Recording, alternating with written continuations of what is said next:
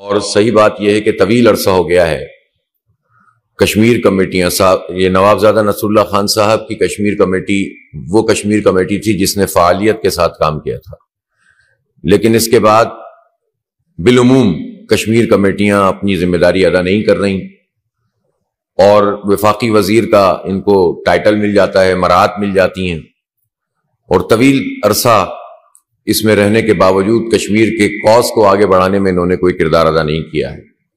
اور اس وقت صورتحال یہ ہے کہ قوم کو پتہ بھی نہیں ہے کہ اتنی اہم ترین جو کمیٹی ہے جو اس ذہن کے ساتھ فارم کی گئی تھی کہ یہ کشمیر کا مقدمہ پوری دنیا میں لڑے گی اور ڈپلومیٹک محاذ پر بھرپور طریقے سے رول ادا کرے گی، لیکن لوگوں کو پتہ بھی نہیں ہے کہ اس وقت کشمیر کمیٹی کا چیئرمین کون ہے۔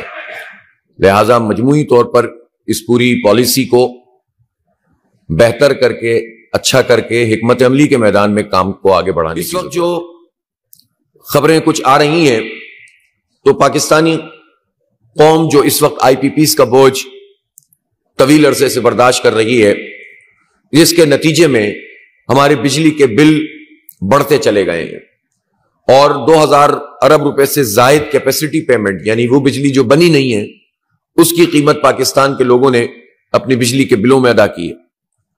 5 آئی پی پیز کے ساتھ جو معاہدے ہیں وہ ختم کیے گئے ہیں، جس کو ہم نے اپریشیٹ کیا ہے۔ مزید 8 آئی پی پیز کے ساتھ ری نیگوشیٹ ہو رہا ہے اور ہم یہ سمجھتے ہیں کہ حکومت کو اس کام میں تیزی دکھانی چاہیے، اس لیے کہ اس وقت جو صنعتوں کی صورتحال ہے، اس وقت جو تجارت کی صورتحال ہے اور پاکستان کے عام شہری کی صورتحال ہے، یہ بجلی کے بلوں کا بوجھ وہ برداشت نہیں کر سکتا۔ موسم قدرے بہتر ہوا ہے لیکن اس کے باوجود بھاری بھاری بل آ رہے ہیں اور تھوڑے سے یونٹ پر جو ہے بہت بڑا 65 روپے اور 75 روپے تک 77 روپے تک جو ہے وہ معاملہ چلا جاتا ہے۔ اور آپ سوچیں کہ یہ سارے ٹیکس اور پر یونٹ کاسٹ ملا کر جب اتنی بڑی رقم بنتی ہے تو لوگ کہاں سے ادا کریں گے؟ ایک طرف یہ صورتحال ہے، دوسری طرف تعلیم کی صورتحال، انتہائی مہنگی تعلیم بچوں کو مل رہی ہے۔ اگر آپ اچھی تعلیم دلانا چاہتے ہیں تو وہ انتہائی زیادہ قیمت میں ملتی ہے، تو جو مڈل کلاس لوگ ہوتے ہیں، تنخواہ دار لوگ ہوتے ہیں، چھوٹے چھوٹے کام کرنے والے، وہ اپنا پیٹ کاٹ کر اپنے بچوں کو پڑھا رہے ہوتے ہیں، لیکن پھر جب بجلی کے اتنے اور گیس کے بھاری بل آئیں گے تو کہاں سے بچے پڑھیں گے اور کہاں سے بل ادا کریں گے اور کیسے جو ہے کاٹیج انڈسٹری چلے گی اور کیسے صنعتیں چلیں گی؟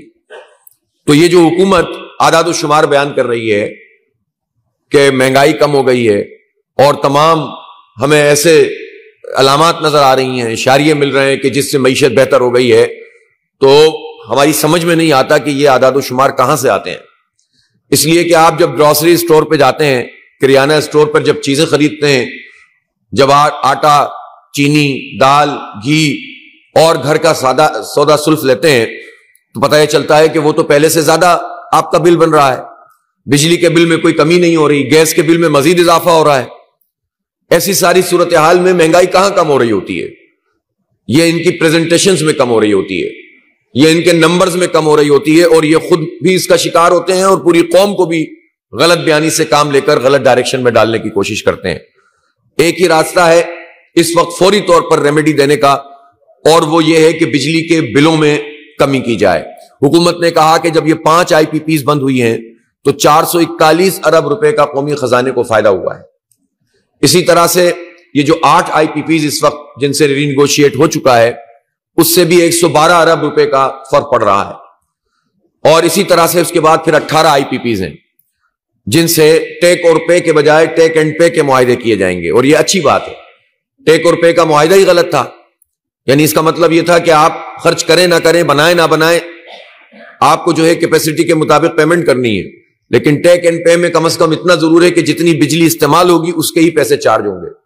تو 18 اگر آئی پی پی سے یہ ہوگا تو اس کا جو فرق ہے اس وقت پاکستان کی معیشت ٹھیک ہوگی جب آپ بجلی کے بل کم کریں گے۔ اگر بل کم نہیں کریں گے اور آپ چاہیں گے کہ جو آپ کو ٹیکس وصول کرنے میں جو مشکلات پیش آ رہی ہیں، جو کرپشن کی وجہ سے ایف بی آر کام نہیں کر پا رہا، تو اس ڈیفیسٹ کو آپ اس طرح پورا کریں گے تو یہ درست رویہ نہیں ہے، اس سے معیشت ٹھیک نہیں ہوگی۔ معیشت کو ٹھیک کرنا ہے تو انرجی کی کاسٹ کو ٹھیک کرنا ہوگا، ورنہ پھر یہ صنعتیں نہیں چل سکتی۔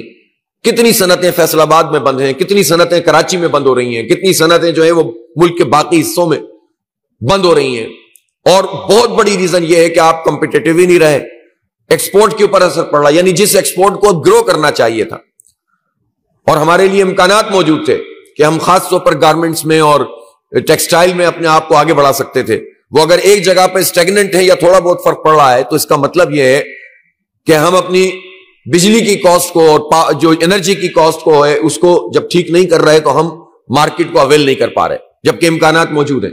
اس لیے بجلی کی قیمت کم کیے بغیر ملک کی معیشت ٹھیک نہیں ہو سکتی. شارٹ ٹرم میں تو اگر کوئی حکمت عملی ہو سکتی ہے تو وہ یہی ہے. اور جماعت اسلامی کے علاوہ ہم دیکھتے ہیں کہ پورے ملک میں کسی کو پرواہ بھی نہیں ہے. اب یہ جو جینون مسئلہ ہے عوام کا، اس پر نہ کوئی پولیٹیکل پارٹی بات کرتی ہے نہ کہیں اور سے کوئی آواز اٹھتی ہے. لہٰذا ہم یہ سمجھتے ہیں کہ ہم عوام کا یہ مقدمہ لڑ رہے ہیں. مسلسل ہماری حق دو عوام تحریک چل رہی ہے. کل سرگودا میں الحمدللہ ایک بہت بڑا جلسہ عام تھا اور اس میں نوجوانوں کی اور خواتین کی جتنی بڑی شرکت تھی، رات دیر تک وہ جلسہ چلا ہے. تو ہم یہ سمجھ سکتے ہیں کہ پورے پاکستان میں ایک چارج موجود ہے اور ہماری جو ممبرشپ کیمپین ہے اس نے لوگوں کو متاثر بھی کیا ہے اور بہت بڑی تعداد میں اس وقت بھی لوگ ممبر بن رہے ہیں. لہٰذا ہم نے یہ فیصلہ کیا ہے کہ ممبرشپ کیمپین بھی چلتی رہے گی اور کمیٹیوں کا قیام، عوامی کمیٹیاں بنائیں گے، مزدور کمیٹیاں، کسان کمیٹیاں اور اسی طرح سے نوجوانوں کی کمیٹیاں، محلہ کمیٹیاں، لیگل کمیٹیاں. اور اس طرح سے ہم پاکستان کے نوجوانوں کی اور پاکستان کے جو پروفیشنل لوگ ہیں یا صنعت کار یا تاجر یا کسان، ان سب کو اپنے ساتھ انگیج کریں گے اور ایک قوت میں ڈھلیں گے. اس لیے کہ پاکستان میں یہ جو عام آدمی کا مسئلہ ہے، عام کسان کا مسئلہ ہے، عام مزدور کا مسئلہ ہے، کسی پولیٹیکل پارٹی کا ایجنڈا نہیں ہے. کوئی اس پر بات نہیں کرتا. 26ویں ترمیم، 27ویں ترمیم، اس طرح کی ترمیم کے اوپر سب ایک ساتھ ہو جاتے ہیں. پی ڈی ایم ریوائیو ہو جاتی ہے، سارے مسٹر مولانا اکٹھے ہو جاتے ہیں اور مل کر آئین کا حلیہ بگاڑتے ہیں، مل کر جو ہے وہ عدلیہ کے اوپر قبضہ کرتے ہیں. اور پھر اس کے بعد جیسے ہی جو ہے وہ یہ سب چیزیں وصول ہو جاتی ہیں تو پھر اس کے بعد اصول شروع ہو جاتے ہیں کہ 27ویں کو نہیں کرنے دیں گے، پھر 27ویں میں کوئی نہ کوئی چیز ہو جائے گی، پھر اکٹھے ہو جائیں گے. تو ان لوگوں کا تو کام یہی ہے، یہ اپنے اہداف کے مطابق کرتے رہیں گے اور کوئی ڈائریکٹلی اور کوئی انڈائریکٹلی اس پورے آئین کا بھی حلیہ بگاڑنے میں کردار ادا کر رہا ہے اور عوام کے حوالے سے بھی کسی کا کوئی ایجنڈا نہیں ہے. لیکن جماعت اسلامی الحمدللہ میدان میں موجود ہے. تو یہ ممبرشپ کیمپین کے بعد ریفرنڈم بھی ہوگا انشاءاللہ بہت بڑے پیمانے پر، اور اس میں ہم اگر حکومت نے یہ بجلی کی قیمتوں پر امپیکٹ نہیں ڈالا، یہ جو 5 آئی پی پیز بند ہوئی ہیں، 8 کا معاہدہ مکمل ہوا ہے، 18 سے مزید بات ہو رہی ہے. اور میں اس پہ یہ بھی کہنا چاہتا ہوں کہ فوجی فاؤنڈیشن، یہ 5 آئی پی پیز ہیں ان سے نیگوشیشن کا عمل پراپر طریقے سے مکمل ہونا چاہیے. یہ نہیں ہو سکتا کہ اس میں جو ہماری آرمی ہے وہ ان تمام معاملات سے لا تعلق رہے اور ان کی کیپیسٹی پیمنٹ چلتی رہے. جب قوم قربانی دے رہی ہے تو پاکستان کا ہر ادارہ قربانی دے. تو میرا یہ مطالبہ ہے آرمی چیف سے کہ وہ اس پہ انیشیٹو لیں اور گورنمنٹ کے ساتھ بیٹھ کر یہ 5 آئی پی پیز جو فوجی فاؤنڈیشن کے زیر اہتمام ہیں، ان کی کیپیسٹی پیمنٹ کو بھی ختم ہونا چاہیے. ان میں سے جو پلانٹ بند ہو سکتے ہیں وہ بند ہوں اور جو ری نیگوشیٹ ہو سکتے ہیں وہ ری نیگوشیٹ کیے جائیں تاکہ بوجھ کم ہو ہمارا. میں ایک مثال دینا چاہتا ہوں کہ جب حکومت یہ کہتی ہے کہ پنجاب میں 14 روپے فی یونٹ 2 مہینے کے لیے کم کیے اور یہ 40-45 ارب روپے کا امپیکٹ آیا، تو اس کا مطلب یہ ہے کہ پورے سال اگر صرف پنجاب میں بجلی کی قیمت 20-25 روپے کم کر دی جائے تو یہ امپیکٹ 150 ارب روپے سے زیادہ، 200 ارب روپے سے زیادہ نہیں ہوگا. اور اگر پورے ملک میں یہ کام کیا جائے تو آپ سمجھ سکتے ہیں کہ 1200 ارب روپے سے زیادہ نہیں ہوگا. ہم یہ کہتے ہیں کہ جو کاسٹ ہے، بجلی کی لاگت ہے، اس لاگت کے مطابق بجلی کا بل آئے تو یہ سب ملا کے 2000 ارب روپے سے زیادہ کا امپیکٹ نہیں ہے. آپ اندازہ کر سکتے ہیں کہ اس سب ملا کر بھی 2000 ارب روپے سے زیادہ کا نہیں. اور یہ 2000 ارب روپے وہ ہیں جو ہم کیپیسٹی پیمنٹ میں ادا کر رہے ہیں، ناجائز ادا کر رہے ہیں، جو بجلی بنتی نہیں ہے اس کی قیمت ادا کر رہے ہیں. اس کا مطلب یہ کہ صرف اقدامات کی ضرورت ہے، اسمارٹ ورکنگ کی ضرورت ہے اور قوم کے لیے کچھ کرنے کی ضرورت ہے. اگر اپنے مفادات کو دیکھیں گے، اپنی پارٹی کے لوگوں کو دیکھیں گے، ایسے صنعت کاروں کو دیکھیں گے کہ جن پر اگر زیادہ بات کریں گے تو وہ ان کو فنڈ دینا بند کر دیں گے، ان کے ATM بننا ختم ہو جائیں گے, اسپانسرشپ ختم ہو جائے گی لوگوں کی, تو پھر قوم کا بھلا نہیں ہوگا. چند ہاتھوں کی وجہ سے پوری قوم کی یہ تباہی نہیں ہونی چاہیے. لہذا ہمارا یہ مطالبہ ہے کہ جو IPPs ہیں ان سے رینیگوشیٹ کیا جائے, اور جو ہوتا جا رہا ہے اس کا امپیکٹ ہر مہینے بجلی کے بلوں میں آنا چاہیے. اس وقت عالمی مارکیٹ میں پیٹرول کی قیمت مزید کم ہوئی ہے, 5% کم ہوئی ہے, اور $68 فی بیرل جو ہے وہ اس وقت پیٹرول آئل کی قیمتیں ہو گئی ہیں. اس کا امپیکٹ فوری طور پر اب یہ جو 31 تاریخ کو اناؤنسمنٹ ہوگی, کم از کم 20-25 روپے پیٹرول کی قیمت میں, اس کی اوریجنل قیمت میں, اور 60 روپے کی لیوی, اس کی کوئی جواز نہیں ہے. اس لیوی کو جو ہے وہ ختم ہونا چاہیے. یہ آپ امپیکٹ پیٹرول میں ڈال دیں اور بجلی کی قیمت کم کر دیں, آپ کی معیشت ایک دم سے گرو کرنا شروع کر دے گی, سارے مسئلے حل ہونا شروع ہو جائیں گے. 1-2 سال میں اس کا ایسا امپیکٹ آئے گا کہ ملک میں جو مایوسی ہے ختم ہونے لگے گی. لیکن اس کے لیے اقدامات کی ضرورت ہے.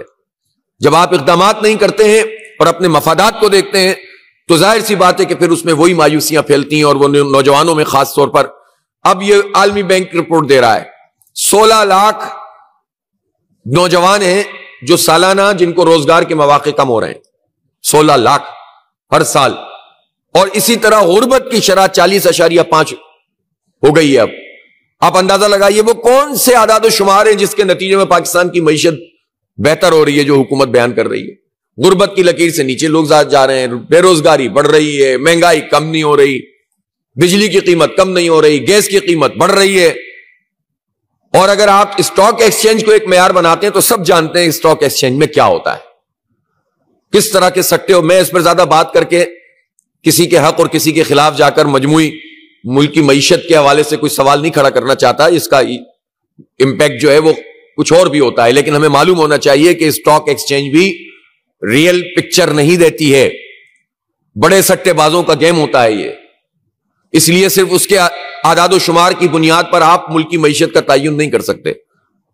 میں نے کہا نا کہ اس کا فوری تعین تو گروسری سٹور پہ ہو جاتا ہے, چیزیں خریدتے ہوئے ہوتا ہے, پیٹرول ڈلواتے ہوئے ہو جاتا ہے. تو اس لیے ان تمام چیزوں کے اوپر حکومت کو اپنا کردار ادا کرنے کی ضرورت ہے. ایک اہم مسئلے کی طرف ہم توجہ دلانا چاہتے ہیں پوری قوم کی, اور بالخصوص پنجاب میں. اس وقت پنجاب حکومت نے جس طرح 13,000 اسکولوں کو پرائیویٹائز کرنے کی بات کی ہے. جب ہم کہتے ہیں پرائیویٹائز تو وہ فوراً کہتے ہیں نہیں ہم پرائیویٹائز نہیں کر رہے, بلکہ گود لینے والی اسکیم ہے یہ, جس میں ہم NGOs کو یہ اسکول دے رہے ہیں. میں یہ پوچھنا چاہتا ہوں کہ ان 13,000 اسکولوں کی یہ حالت کس نے کی ہے, جس کے بعد آپ اس بوجھ کو اپنے سر سے اتارنا چاہتے ہیں. کہتے ہیں کہ یہاں پر حالات اچھے نہیں ہیں, ٹیچر پراپر نہیں ہے. تو ٹیچر پراپر نہیں ہے تو 40-45 سال سے نون لیگ کی حکومتیں بدل کے یہاں پر بیچ میں تھوڑے سے آئے ہوں گے, تو کیوں یہاں پر ٹیچرز بھرتی نہیں ہو رہے, کیوں یہاں پر بوسیدہ ہو گئی ہیں عمارتیں, کیوں بنیادی سہولتیں ان اسکولوں میں موجود نہیں ہیں, اور ٹیچرز کا اپوائنٹمنٹ اتنے طویل عرصے سے کیوں نہیں ہو رہا, جو موجود ہیں ان کو پرماننٹ کیوں نہیں کر رہے. تو یہ سارے سوالات کس سے کریں ہم. حکومت نے یہ طریقہ اختیار کر لیا ہے کہ جو سرکار کے تحت چلنے والی چیزیں ان کی ذمہ داری ہے, پہلے ان اداروں کو کرتے ہیں تباہ, اس میں کرتے ہیں کرپشن, اس کو لوٹ کے کھاتے ہیں, اور پھر جب یہ برباد ہو جاتا ہے تو کہتے ہیں یہ ہمارے اوپر بوجھ ہیں, اس لیے ہم چاہتے ہیں کہ یہ دوسروں کو دے دیں, اور یہ کہتے ہیں کہ ہم مانیٹرنگ کریں گے اور ہم دیکھیں گے کہ کوئی NGO یا انڈیویجول ان اسکولوں کو خراب نہ کر سکیں. تو میں یہ پوچھنا چاہتا ہوں کہ جو براہ راست سرکار کے تحت اسکول کی مانیٹرنگ نہیں کر سکے, وہ کسی پرائیویٹ پارٹی کو دے کر کیسے مانیٹرنگ کریں گے. اس سے ہوگا یہ کہ 10-20% لوگ تو شاید اس کو کچھ اچھا چلا لیں, لیکن باقی سب کرپشن کا دھندا بن جائے گا. اور پھر جب NGOs آتی ہیں بہت ساری تو اپنا ایجنڈا ساتھ لاتی ہیں. تو تعلیم ایسا شعبہ نہیں ہے کہ جس میں ہم NGOs کے حوالے کر دیں اس کو. جو سرکار کی ذمہ داری ہے تعلیم فراہم کرنا, وہ سرکار ہی کی ذمہ داری ہے. اس طویل عرصے میں ان لوگوں نے یہ سازش کی ہے کہ تعلیم جو ہمارا حق ہے, ہمارے بچوں کا حق ہے, اور معیاری تعلیم اور ایک جیسی تعلیم سب کا حق ہے. طبقاتی تعلیم نہیں کہ آپ کے پاس زیادہ پیسے ہیں تو آپ اچھی تعلیم دلائیں, کم پیسے ہیں تو اس سے اچھی, اور نہیں ہے تو آپ سرکار میں چلے جائیں. یہ نہیں ہے. سرکاری ایجوکیشن کو کوالٹی ایجوکیشن ملنی چاہیے بچوں کو, اور یہ ہمارا حق ہے, خیرات نہیں ہے. اس حق سے ہمیں محروم کرو اور پھر اس کے بعد بوجھ بھی اتار دو, تو یہ کوئی طریقہ نہیں ہے. اس کی مزاحمت کی جائے گی. ٹیچرز ہمارے پاس آئے 2 دن پہلے, ان کی تمام آرگنائزیشن جتنی بھی اہم ترین تھیں سب نے ہم سے میٹنگ کی ہے. ہم نے ان سے کہا ہے کہ ہم آپ کو مکمل سپورٹ کریں گے, لیگل سپورٹ بھی کریں گے, اور سڑکوں پہ بھی احتجاج آپ کریں گے, اور تو ہم آپ کے ساتھ کھڑے ہوں گے, اس لیے کہ یہ آپ کا مسئلہ نہیں ہے, یہ ہمارے بچوں کے مستقبل کا مسئلہ ہے. آپ سوچ سکتے ہیں کہ کتنے لوگ ہیں پاکستان میں, 40% لوگ غربت کی لکیر سے نیچے جا رہے ہوں, اور وہاں سرکار کی ایجوکیشن ان کے دسترس سے باہر کی جا رہی ہو, اور پھر اس کو تباہ کیا جا رہا ہو. تو یہ کیسے ممکن ہے کہ قوم آگے بڑھ سکتی ہے؟ لہذا اس پالیسی کو ریوزٹ کرنا پڑے گا, واپس لینا پڑے گا پنجاب حکومت کو بھی, اور یہ باقی جگہوں پہ بھی, سندھ میں بھی شروع ہوئی ہے اور باقی جگہوں پہ بھی. تو یہ کوئی پالیسی نہیں ہے. یہ انہوں نے ایک خاص طریقہ اختیار کیا ہے کہ پہلے سرکار کے تحت چلنے والے ادارے تباہ کرتے ہیں. پی آئی اے بہترین ایئر لائن, اس کو برباد کر دیا, خراب کر دیا, کرپشن کی, لوٹ مار کی, پیپلز پارٹی, نون لیگ, سب نے مل کر تباہ کی. اور جب یہ تباہ ہو گئی تو کہتے ہیں کہ اتنی تباہ حال ہے تو ادارے بوجھ ہیں ہم پر. یہ تو جو ہے اسٹیٹ اون جو انٹرپرائزز ہیں, ایس او ایز, یہ قوم کے اوپر بوجھ ہیں. بھائی یہ بوجھ بنایا کس نے؟ یہ تو پروفٹ میں تھی. 2008 تک پاکستان اسٹیل پروفٹ میں تھی. یہ پروفٹ سے لاس میں کیسے آئی؟ ان لوگوں کو تو سامنے لاؤ جنہوں نے اس کو برباد کیا, جو اس کا مال بیچ کے کھا گئے, جو اس کا را مٹیریل کھا گئے. اور اس وقت بھی جو سیلری پیکیج ہے ماہانہ, وہ کروڑوں روپے کا ہے, جو من پسند لوگوں کو بٹھایا ہوا ہے پاکستان اسٹیل میں. اور وہ کس چیز کے پیسے لے رہے ہیں جب اسٹیل مل بند پڑی ہوئی ہے, 10 سال کے قریب ہو گئے. اسٹیل مل بند پڑی ہوئی ہے اور مینجمنٹ بنائی ہوئی ہے, اور پچھلی حکومت نے بھی یہ کام کیا, اس سے پچھلی حکومت نے بھی کیا, اور ابھی بھی یہ چل رہا ہے.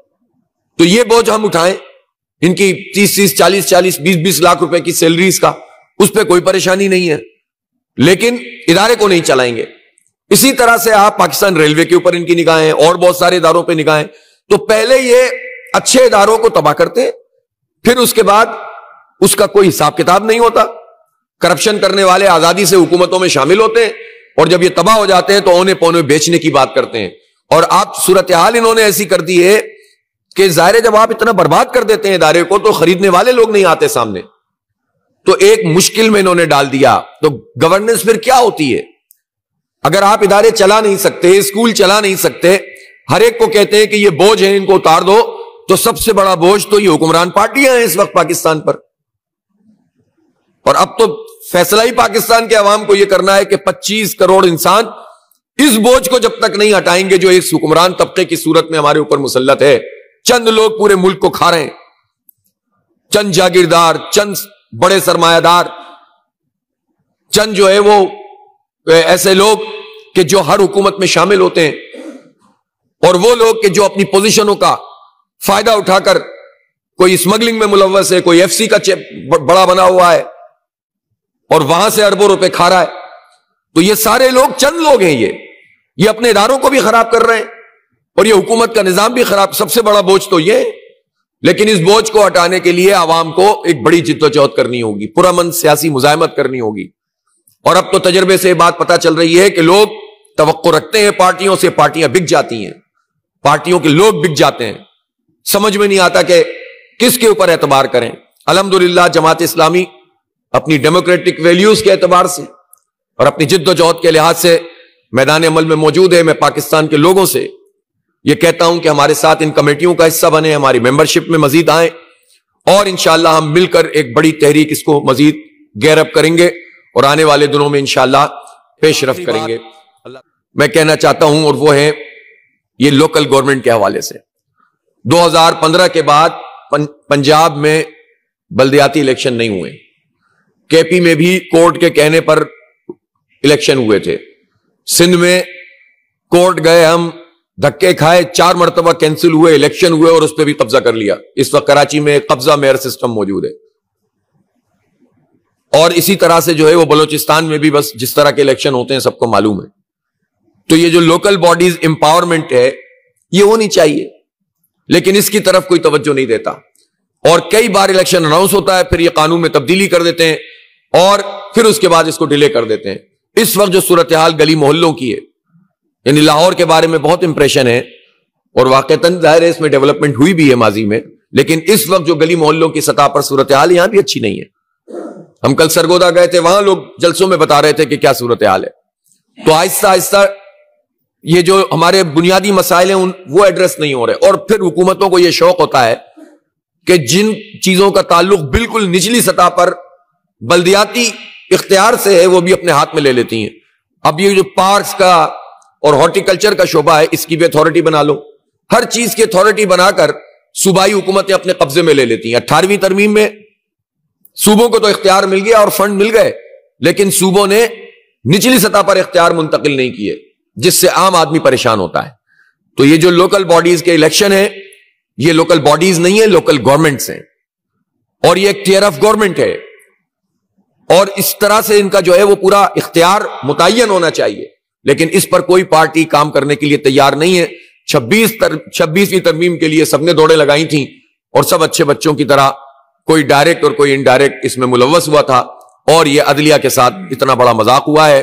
26ویں ترمیم کے حوالے سے ہماری مشاورت کا عمل جاری ہے, ایک فیز مکمل ہو گیا ہے, اور عنقریب انشاءاللہ چند دنوں میں ہم جو ہے وہ اس کو چیلنج کریں گے عدالت میں. بہت شکریہ.